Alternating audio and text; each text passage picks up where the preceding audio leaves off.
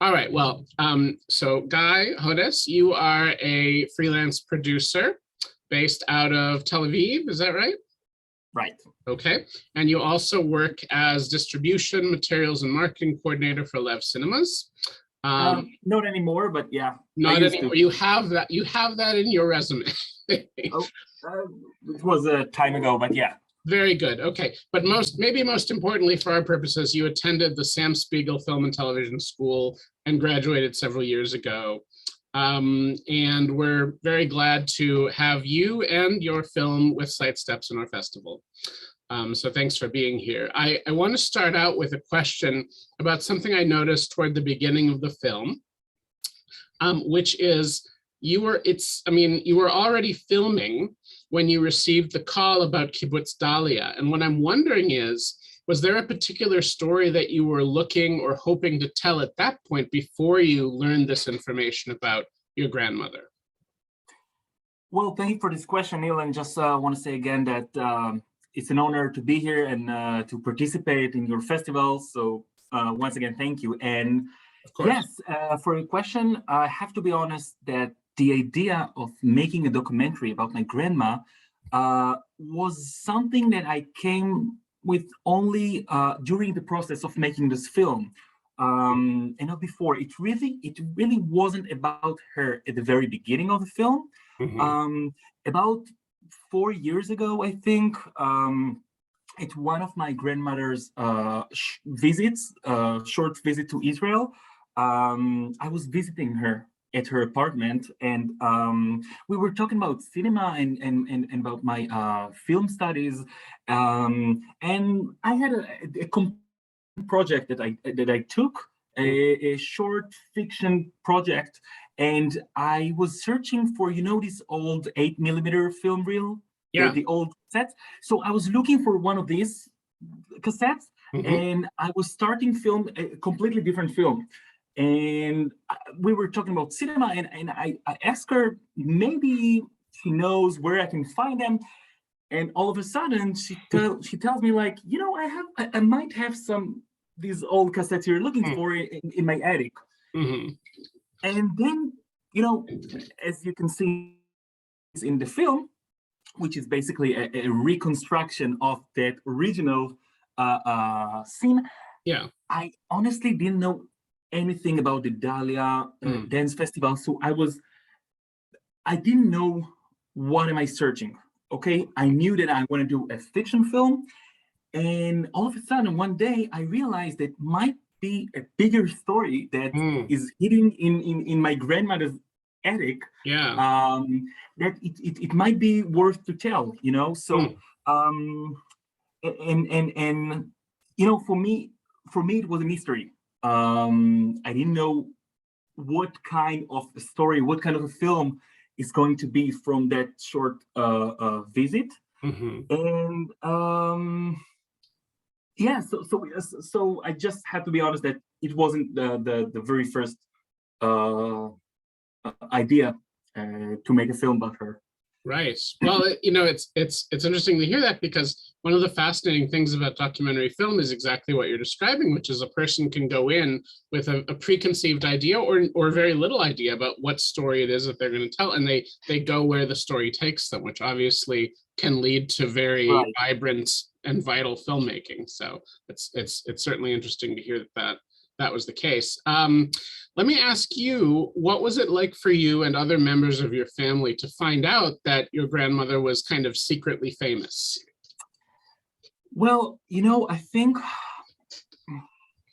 one of the biggest challenges that I had during making this film was probably it was a mixture of feeling for me, because it was directing her old 97-year-old grandma, non-actor grandma. Yeah. And between directing yourself, me as a director of the film and me as a participating character inside the film, and during this time, I need to think of both things. One is that I'm speaking to my grandma, like real conversation, like on camera for the very first time. And I keep asking myself, do I want this conversation to be a part of the film? Is there something I don't want to, go deeper and deeper with the information? Because I really didn't know what may I found during this film and during this process. So I must say that this was the biggest challenge for me. Because not everything that you see in the final film was actually was happened in front of the camera. Most of the things, maybe most of the things happened before the camera, and only a few scenes here and there was actually happened for the first time.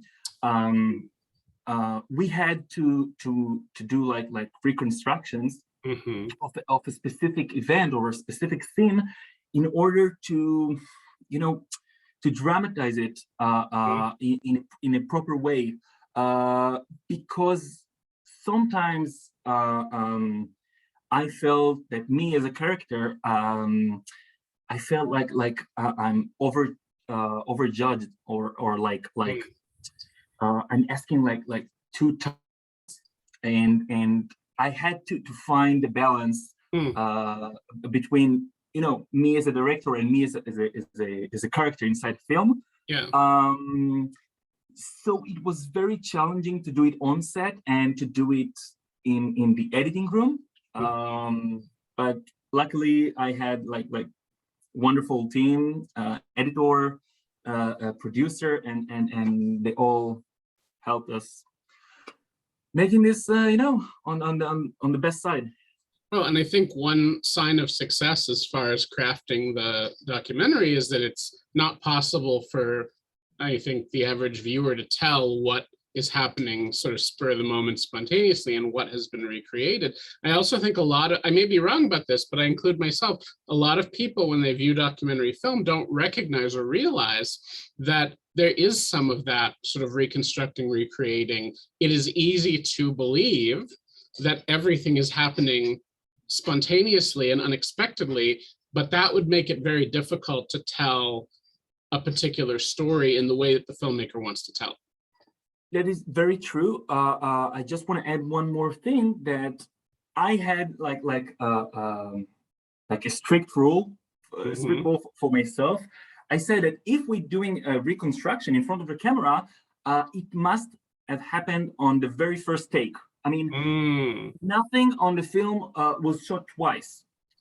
Even the scene where I found the cassette, which is a reconstruction of an actual event in the past, we did on one take, one time, and I told to my videographer, listen, try to take as many shots that you can from here, from there, close-ups, medium shots, because my grandma wouldn't allow me to do it, for a second time. I mean, I believe that. Yeah, and I didn't. I honestly didn't tell her what to say. She was actually living the moment. She was actually, she was there. I'm not sure how much of that she remembered that we did it before, and how much, but she kept. She told me later that she kept seeing like I was very intense with doing it and convincing her, listen, we must do it. This is a story that I want to tell. I think it's worth to tell. I think people should know what happened. It's not, I didn't feel for 1 second this is like a family therapy or a story like autobiography film for my family. Not for 1 second. So I think she felt the urgency I had, and I know I wanted to, to keep her in the energy. So I said everything should happen one time, one take, and that's all. And so this is, this is the result of how you keep it as documentary film, and you getting a void of the feeling that it might look like a stage scene, if you know what I mean. Right. Well, it seems like a good compromise because obviously it feels a lot more fresh if you're not doing multiple. And I'm sure there are documentaries out there where it is much more akin to, even though it's not a fiction film, it's much more akin to that in that they go until they get what they precisely want. And I think that there's a lot of benefit to having it be feel so fresh. So that makes sense to me. Okay, let's see. So some of these questions you probably get a lot, but I won't apologize because I think they're still good questions. So let me make sure I'm pronouncing your grandmother's name right. It's Tirza? Yes. Tirza. Very So good. what does Tirza think of the film? I'm sure folks have asked you this before. And has she appeared at many festival or other screenings, whether virtually or in person? So okay. Questions. Let me answer start with the first question. So she watched the film twice, actually. It was when the film was released, like just before the Corona started. I remember that after the first screening, I was really nervous about her reaction, and all the time I was checking her to see, if she's having an expression that I can learn from. I didn't know how will she react. I must be honest with you. And I really wanted her to like the film. And I remember that it was in a big movie theater. And when the screening was done, we went outside and she told me in Hebrew, let me rephrase it. It was something like, thank you for saying my words using your own words to tell them. It was something like that in Hebrew. And it was, it was actually really touching because I for some points, I felt like maybe I'm overjudging her, and maybe, she wouldn't get my perspective of, my generation, how we people at my age see, the situation in Israel, politically, culturally, and I was, in a mixed feeling. And I remember her saying that this sentence, and I felt like, okay, I'm in a good spot. I'm in a good spot now. So yes, so she watched the film twice. And actually, she was, the second question was about... Has she attended any screenings that have been for the public? Yeah, so actually, she attended only to one virtual screening in a film festival in Germany. But, it was the first time we were trying to do something like that with her, and the Corona just started, and all the world turned into computer. And it was a bit tricky to do it, but she loved the film, and I keep tell her about upcoming screenings and festival, and she's very pleased with it. That's wonderful. Let's see. So I would love to hear a little more, if it's all right, about sort of both the challenges and the joys of choosing a family member as your subject for a documentary. I can imagine there are some of both, or that there were some of both. Right. So, okay, when I started this film, I was 28 years old, and I knew my grandma, and I knew that she's like a perfect documentary character because she has this energy, and I'm not an objective person, but I felt like deep inside she's a person that you can look at her, and for 1 second you will fall in love. If you only listen and give her like a minute, you will fall in love. Yep. And I knew this for sure. When I decided that I want to make this film about my grandma, and I told you before that I didn't really know what kind of film it will be, I started to follow her with my own small camera at the first part of the process of making a film. It was kind of like a research shooting, like I'm not I don't really know what am I searching, but let me just, roll and record and follow you while you're in Israel. And I must say that, another biggest challenge was that she wasn't here in Israel because, she lives in Germany and she comes here very often, like once in a month, maybe once in 2 months, maybe. So, and when she's here in Israel, her schedule is always tight. She comes for a weekend, maybe a long weekend. Yeah, only for like 5-6 days, and that's it. And she comes back just to say hi. That's it. So the 3, 4, 5 short trips before I decided to make the film was only, research, me and my video camera, just following her, and from one visit to another, it became more solid, that you are the character that I want to interview. You are the character I want to follow. And as I said, in one of these short visits, I found a cassette. I found the 8mm film. So it was inside the process that already begun, 2, 3, 4 months before. And it was a part of this process, the searching process, that you don't really know what you're looking for, but you're looking for something for sure. Right.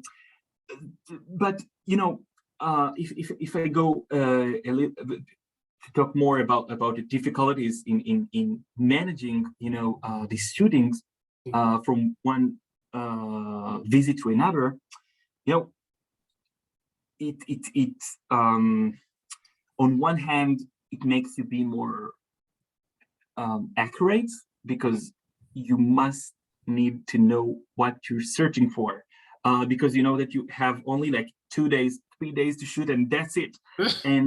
and while she's there in Germany, and you keep on thinking, okay, what am I going to do next? And should I take her to the kibbutz now, or should I wait a little bit, more time? Should I take her to Carmiel Dance Festival, or and you need to be, very focused on what you want to do,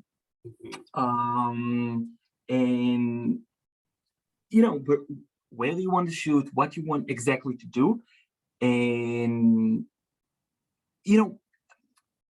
I think this is like the biggest challenge, to plan emotionally and how to produce it, like how to make it, how to build it, and not to overflow her with all the plans I had in my head. But yeah, as you probably understand that I had some difficulties during this process with my grandma.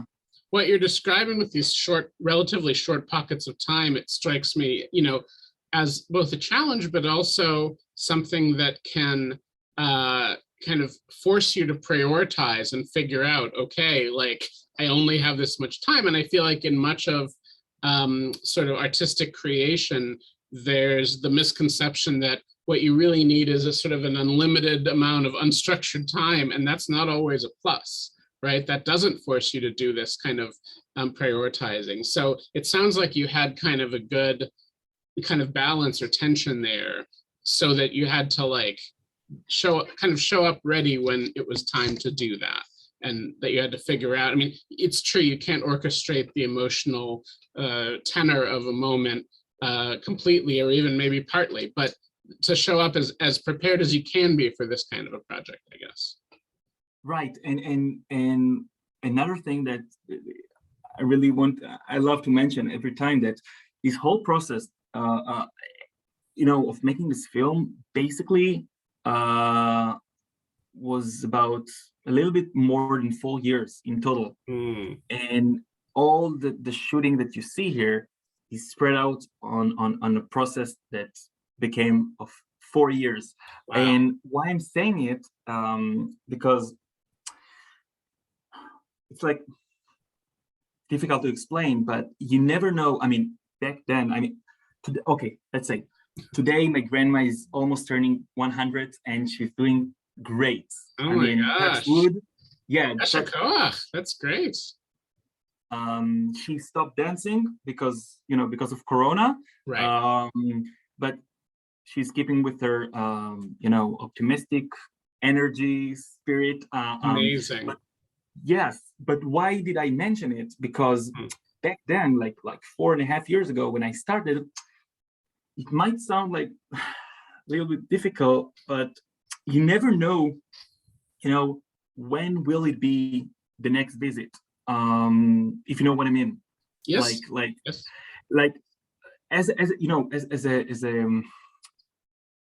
a director, as a storyteller, you always feel like, okay, it might be the last chance that I can take my grandma to the place she established and created the biggest festival that was held in Israel. Mm-hmm.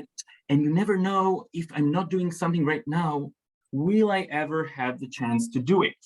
Right. So, every visit was very tense and very emotional. Should I interview her now or should I wait? And so today I can say, back then, to see myself and say, okay, calm down. I mean, everything will be okay. But you never know while you're in the process, while you're doing it. And I must say, it was, also a therapy for me, because I felt like this is the first time I actually speak and talk to my grandma, a real conversation, and I'm doing it in front of the camera. I'm not an actor. I never was. It's like something that was, a therapy for me as well. So this is why this whole process took a bit more than 4 years, because it takes much time and effort, physically, emotionally, to dip in the things that you never spoke with inside your family. And add this to her tight schedule, and that the fact that she doesn't live in Israel, she used to live in Israel. But yeah. This reminds me of something you said a bit earlier. I've seen documentaries where it's nominally about someone else, maybe a family member, someone that the filmmaker knows, but it ends up being a lot about the filmmaker. And in some cases, it does feel like kind of filmmaking as therapy, and not always in a way that works best for the film. And I really admire and appreciate that you were able to not end up there in terms of, what you made. I think is a story that does have appeal to a much broader audience than, it may have special meaning for your family, but I think you were able to tell the story and even include yourself in front of the camera. And it still doesn't kind of, it's not really about you, it's about your relationship with your grandmother, but it also doesn't have that feeling of like, I had some stuff to work out and I'm doing it this way. It's difficult to ensure that. And I think you did a good job of that. So I'll mention that. Oh, of course. Thank you so much. Yeah. So there may be an easy answer to this question, but I wanted to ask, how did you convince your grandmother to return to the site of the Dahlia Festival? Because it seems like, at least for a moment there, it's very brief, but it seems like for a moment there, she's not interested. And so I wonder, what are there conversations that didn't end up in the film, or something that didn't end up in the film, that where you were able to say to her, it would be worth it for you to do this? That's a good question. I think this is maybe the first time I'm asking. I hear this question. You know what? I honestly don't know. Really, I if I can, do like a reverse engineering and think what happened there. As you can see, for a very long time, she didn't want to take part of this film. She didn't want to travel. She didn't want it all. And if you remember, there's this short scene when she calls me, and she says something like, if you would suggest that we can go to Delhi together, okay, I'll join you. Something like this, remember? Right, yeah. This was actually a real moment. It's, this is real documentary. This is real a phone call, because I record all the phone calls I get. Me washing the dishes was a Yeah, reconstruction, but the conversation was a real conversation. Mhm. And this is actually the moment, if I can frame it, yes, this is the moment when she, I think, changed her mind, Mhm. when she said, you know what, I might earn something from, you doing your cinema stuff you're doing. If you don't mind to give me a ride to Dahlia, I wouldn't, I'll join you, something like this. And I think this might be the only time I heard in her voice that she really wanted doing it. And when we were at Dahlia, and we were getting out of the car and start walking, she was holding my hand, and I could, I felt her. Mhm. I felt her. This was a real moment, and she was there for sure, 100%. What happened later? Me as a director, I told her, maybe we should do the interview there, and maybe we should go there, and maybe we should do this scene here and there, and at some point she was doing like, okay, when is this thing going to end up? I mean, come on, seriously, let's wrap it up. But I mean, you can see moments here and there that were real moments of her, like reliving the moment again, after, like, almost 60 years, and she couldn't fake it, because you can hear her, you can see her. That was real. And yeah, I might have, how do you say, like doing it a little bit more, and yeah, you can feel her wanted to say, okay, let's go home now. She strikes me as someone who doesn't have much pretense. Like she says what she feels, exactly, and thinks what she feels, that's and thinks it, right? Yeah. So this next question has a bit of setup, so bear with me. So from my viewing of the film, which I've seen twice, I feel like your grandmother sees there are changes in Israel's politics and culture and society, and she sees a lot of that through the lens of folk dancing, which makes sense. She talks about the early years of folk dance in Israel, and she might be referring, I think she might be referring especially to the years before Israel was a state. So even like I think she mentions like 1944, the early. And she talks about different people groups dancing together, and the overarching feeling that everyone was a human being and everyone was equal, right? And then I think correct me if I'm wrong, I think she notes 1967, for reasons that I think are pretty obvious, as a point after which people each danced with their own, right? They're not together harmoniously in the same way. And I'm wondering, as a filmmaker, as the maker of this documentary, how did you decide how much to delve into or to emphasize your grandmother's view of how Israel has changed, which to my ears as an American Jew, it's a commonly heard sort of lament about Israel. There are many people who say, things have changed and not for the better. They say that about America too, for what that's worth. But it can be a sensitive issue for many Jews, whether they're Israeli or not. So I'm wondering, how did you decide how much emphasis to place on that? Does that make sense? Yes, it makes sense. So the question was, how did I choose, like, how to emphasize it? Well, let me put it a different way.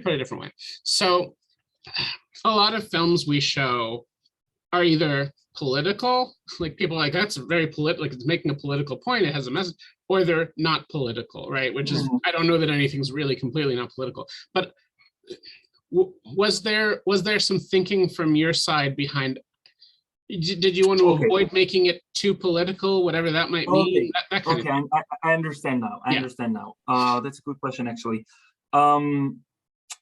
As I said before, when I started this film, I didn't know what kind of film it will end up.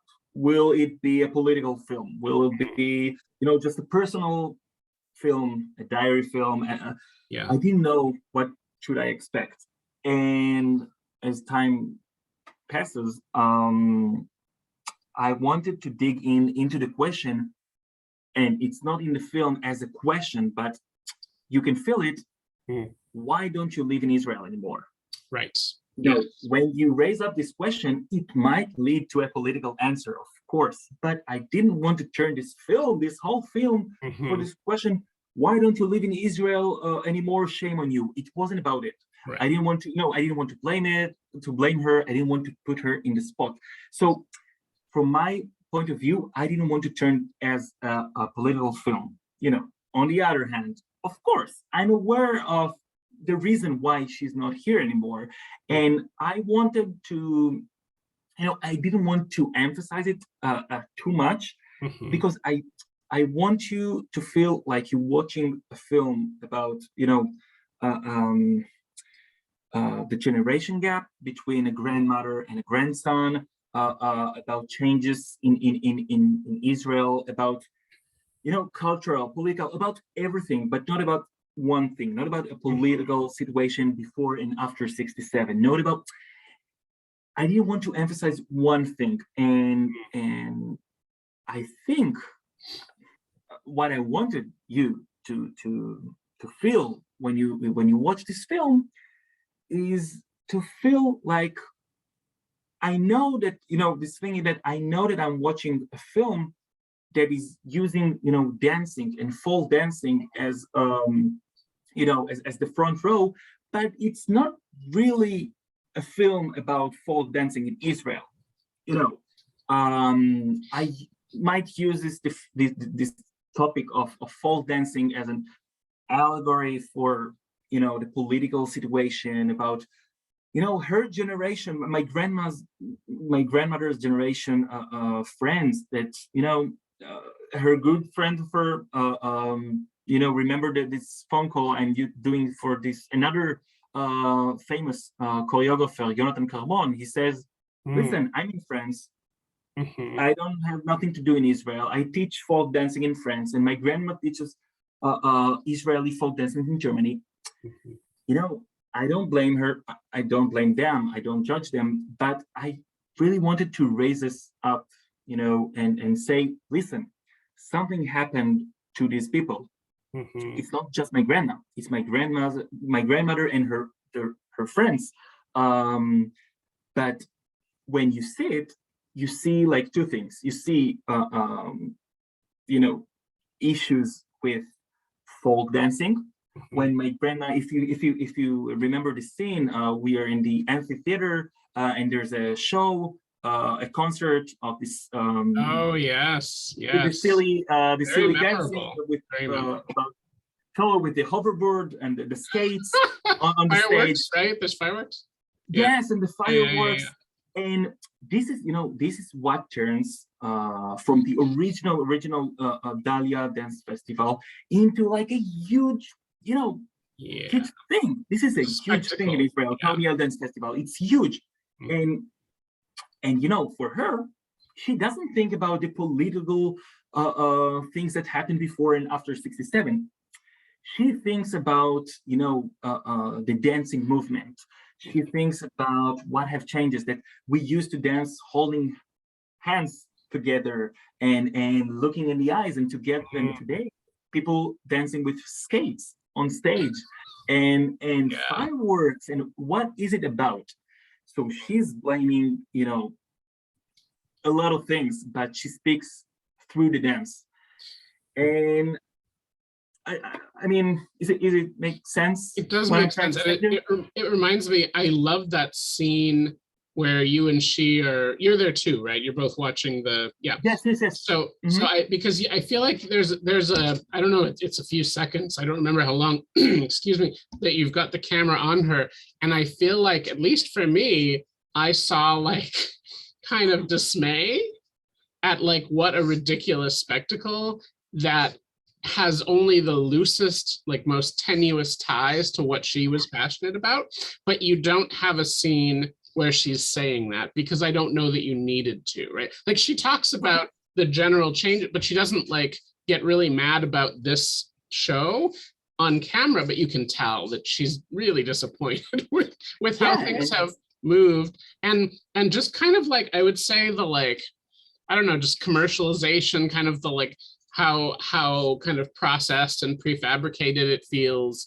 And that's true for many art forms, of course. It's not just Israeli folk dance.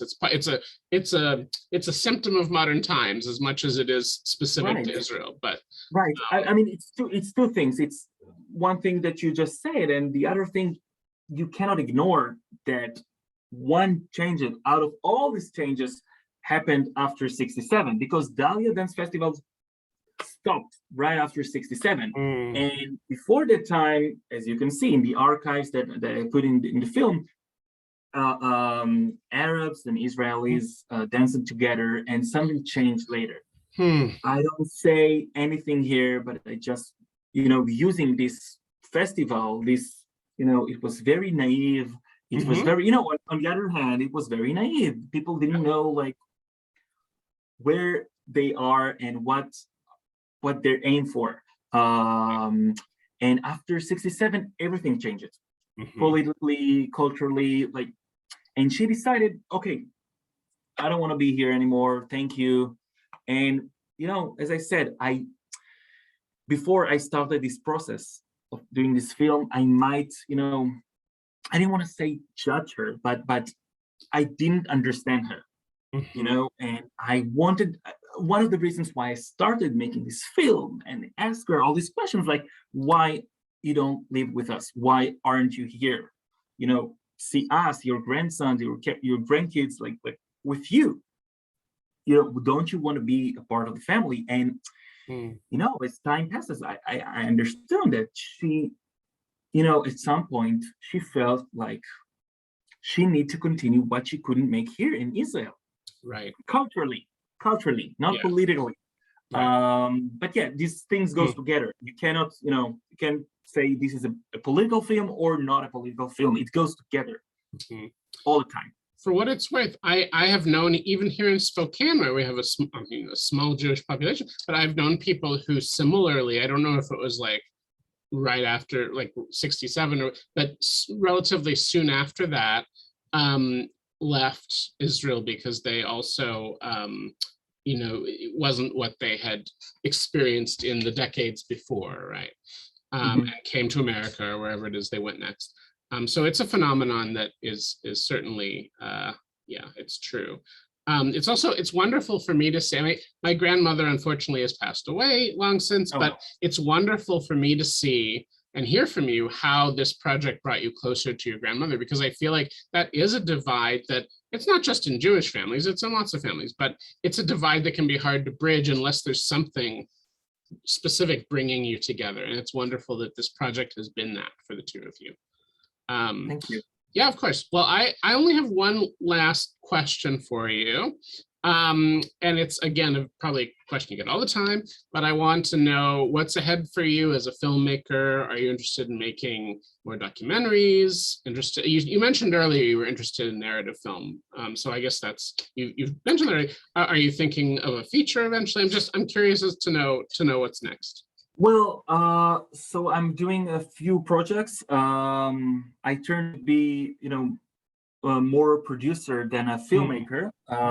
So I'm working on two main big films right now. One of them is a film about Katsetnik. If you heard this name before, Katsetnik Yechiel Dinur, a Holocaust survivor who was a very famous author.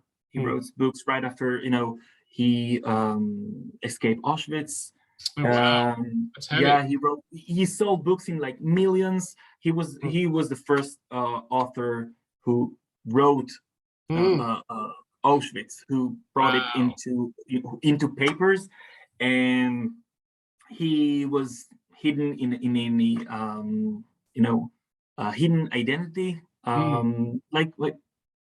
terrific story. Yeah. And another documentary directing also,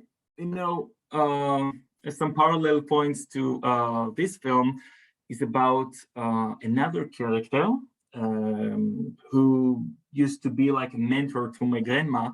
Her name was Gurit Kadman. She was also one of the mothers of the Israeli folk dancing, and she has like a terrific alternative story, really worth tell. She's not here anymore, of course, because she was older than my grandma in like 35 years. Oh my, yeah. But this is very cultural, very colorful, very interesting story, a documentary film I'm directing. And yeah, this is mainly 2 projects that I'm working on. Wonderful. Well, thank you for telling me about them. And is there anything else that we didn't talk about that you think it would be important or interesting for our festival goers to know about the film or your work in general?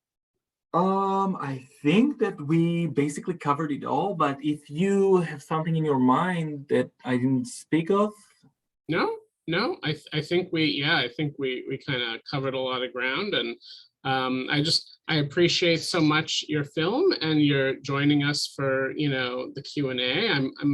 I'm guessing a lot of our viewers will seek it out after they watch the film. So thanks so much for participating in the festival. Thank you so much, Neal. Once again, thank you for having me. It was a pleasure to speak with you and to participate today. Thank you so much. All right. Well, take care and have a good rest of your evening. Thank you so much. You too. All right. Bye-bye. Bye.